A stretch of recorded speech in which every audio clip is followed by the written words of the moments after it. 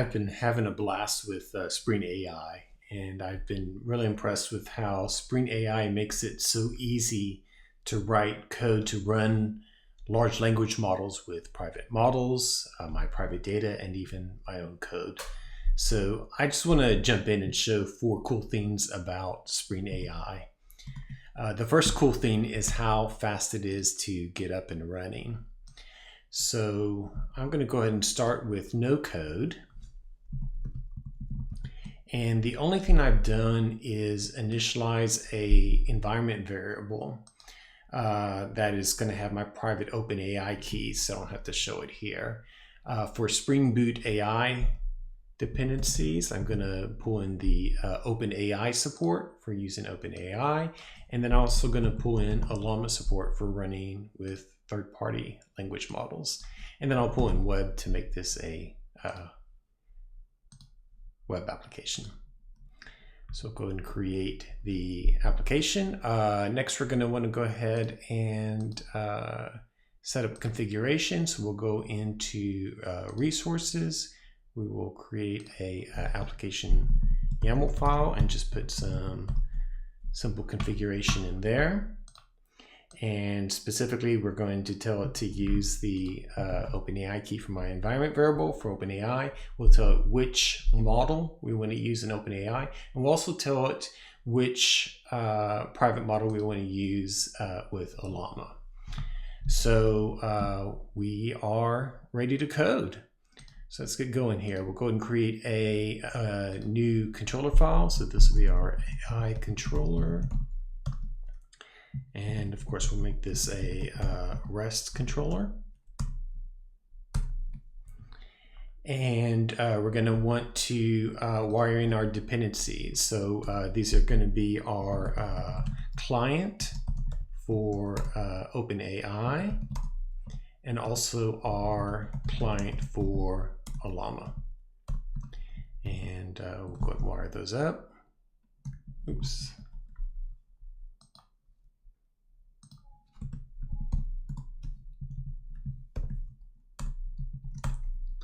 All right, and then we'll just create our controller method.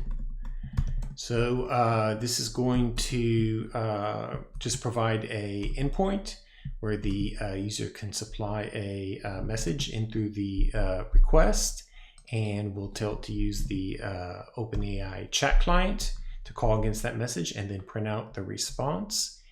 And we are good to go. So let's go ahead and run our application.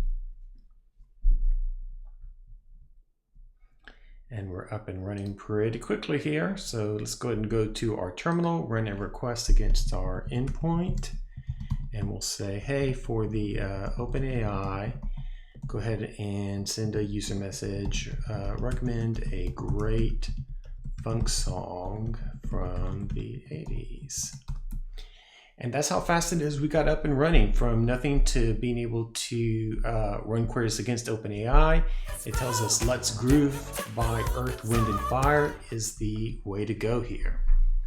Now, the second cool thing I love about Spring AI is the ability to run on private models. So we can take everything that we just did with OpenAI, and it is super easy to create the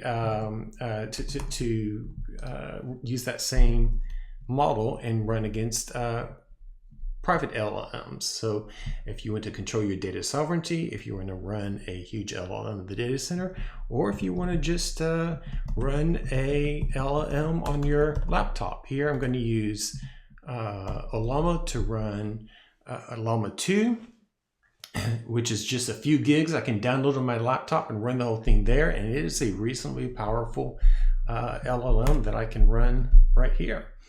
So we'll just go and create a second controller endpoint here. This will be our Llama endpoint.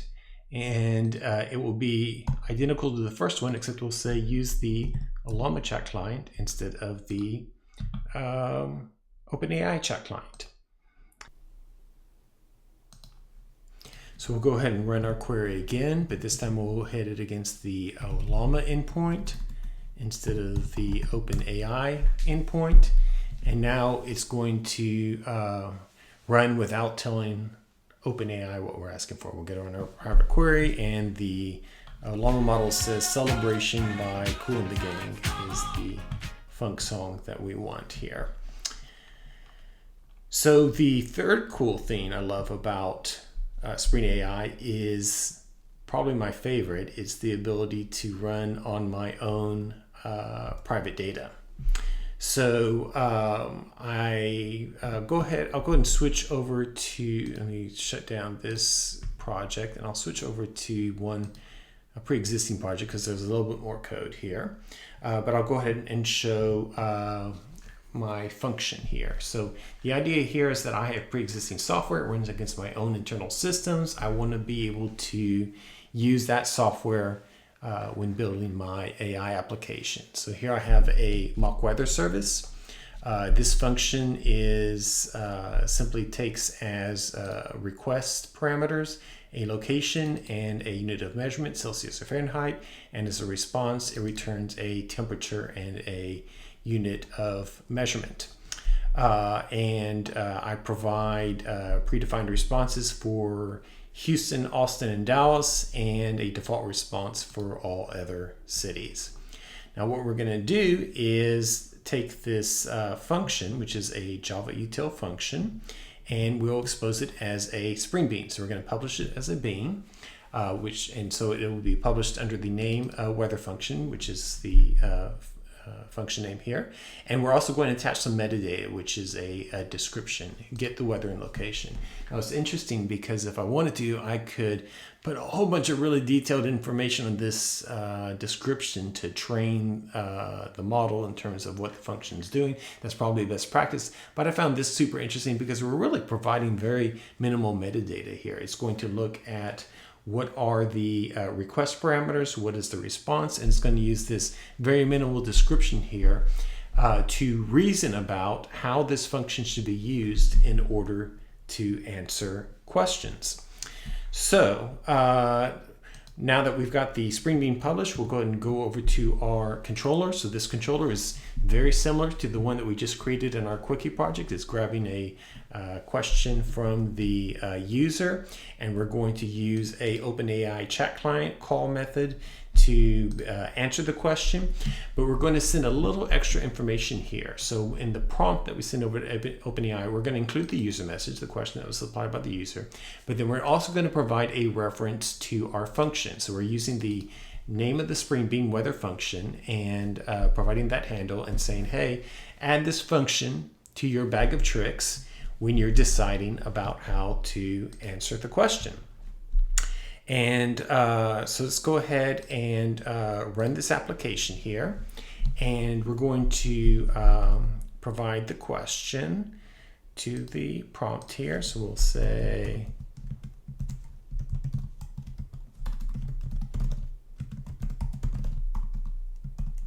what is the weather in Texas's largest cities?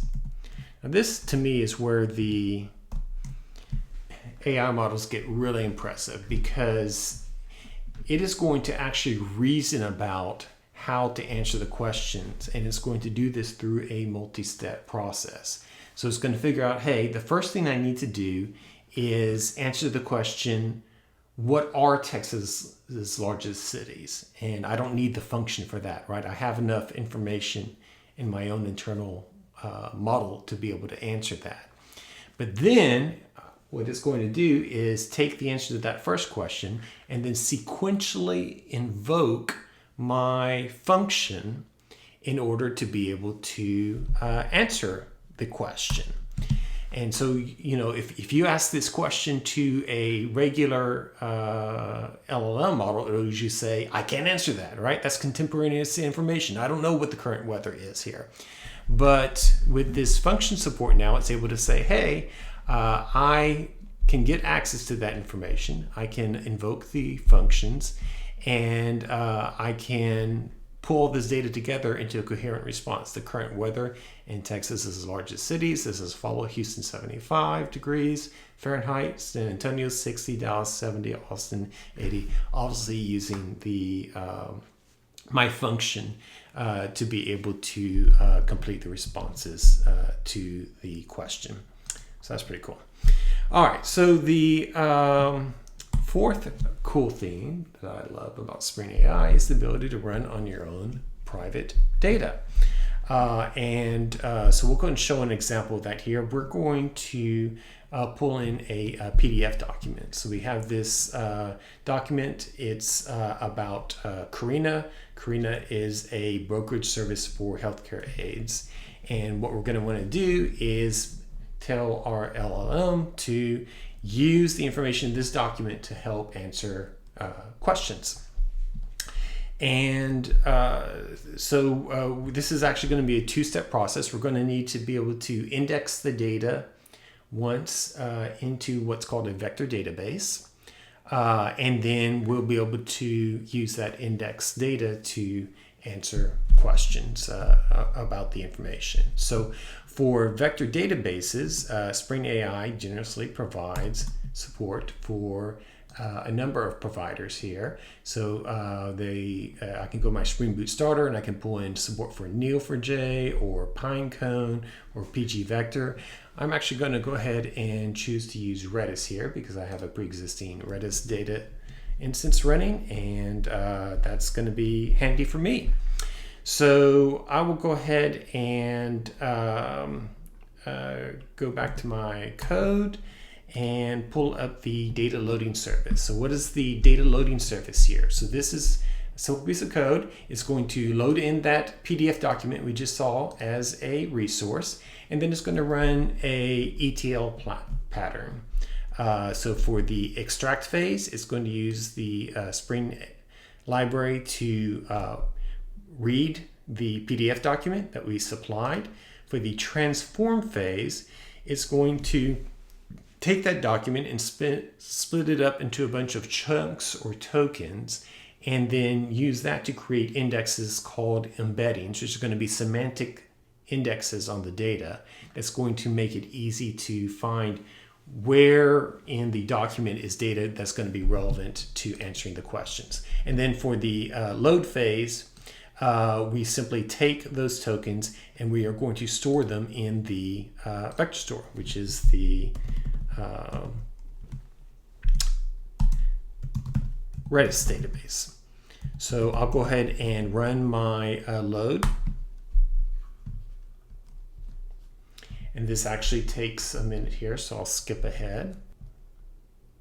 All right, so the load is complete. And if I jump over to my Redis database, I can refresh it and I can see that it's created the indexes here. So what it's done is it's taken the document, it's split into chunks, and then for each little chunk of the document, it's created these embeddings, which are the semantic indexes over the data that we can use to be able to search it and be able to find relevant substances of the document that are useful to answering the queries.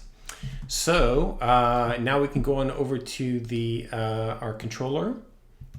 So once again, we have a simple controller that's going to take a question from the user, and we're going to go ahead and generate a prompt and call the chat client.